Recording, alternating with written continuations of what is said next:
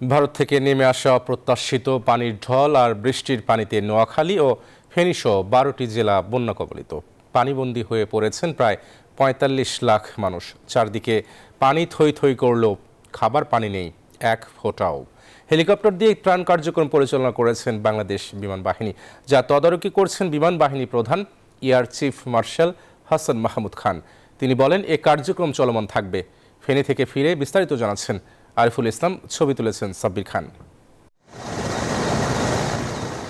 Helicopter দেখা মাত্রই ২ হাত তুলে ইঙ্গিত দিচ্ছেন সাহায্য চাই। চোখ যতদূর যায় একই চিত্র।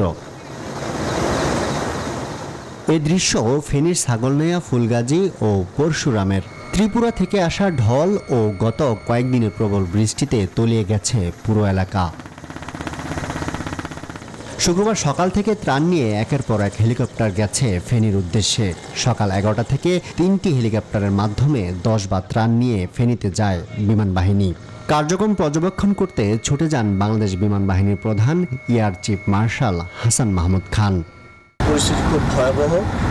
ঢাকার সাথে যে রাস্তা এবং রেল পুরোপুরি পানির নিচে দেখলাম নিমজ্জিত হয়ে গিয়েছে। যতদিন না আমরা রোড কমিউনিকেশন স্ট্যাবলিশ করতে পারবো, আমরা চালিয়ে যাব আমাদের অপারেশন। বিমান বাহিনীর প্রধান বলেন, বন্যা পরিস্থিতি স্বাভাবিক না হওয়া পর্যন্ত বিশেষ গুরুত্ব দেওয়া হবে ত্রাণ কার্যক্রমে। সেই সাথে মেডিকেল টিমের মাধ্যমেও সেবা প্রদান করা হবে। আমি দিক নির্দেশনা পেয়েছি আমাদের অনারেবল চিফ অ্যাডভাইজারের কাছ থেকে, এটা টপ প্রায়োরিটি দেওয়ার জন্য, এবং আমরা এটা টপ প্রায়োরিটি দিয়েছি। সকাল থেকে সন্ধ্যা পর্যন্ত অপারেশন করছি। এখনও 2টা হেলিকপ্টার সেই এলাকাতে আছে এবং আগামীকালকেও সকাল থেকে, দিনের আলোতেই অপারেশন করতে হয়। আমরা আগামীকালে সকাল থেকে আবার এই অপারেশন করব। বিমান বাহিনীর কার্যক্রমের পাশাপাশি বন্যা কবলিত এলাকায় মানুষের পাশে দাঁড়িয়েছে বাংলাদেশ বিমান বাহিনী মহিলা কল্যাণ সমিতি। সবসময় বন্যায় ক্ষতিগ্রস্ত মানুষের পাশে দাঁড়ানোর দৃঢ় প্রত্যয় ব্যক্ত করেন বাফুয়ার সভানেত্রী সালেহা খান। দুর্যোগ মন্ত্রণালয় থেকে জানানো হয়েছে, বন্যায় প্লাবিত হয়েছে ১২টি জেলা। এখন পর্যন্ত ১৩ জনের মৃত্যুর খবর পাওয়া গেছে। ক্ষতিগ্রস্ত অন্তত ৪৫ লাখ মানুষ। নিরাপদ স্থানে সরিয়ে নেওয়া হয়েছে ১,৮৮,০০০ মানুষকে।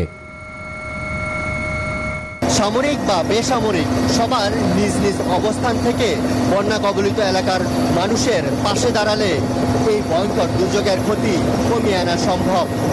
ফেনী থেকে আরিফুল ইসলাম, নিউজ 24।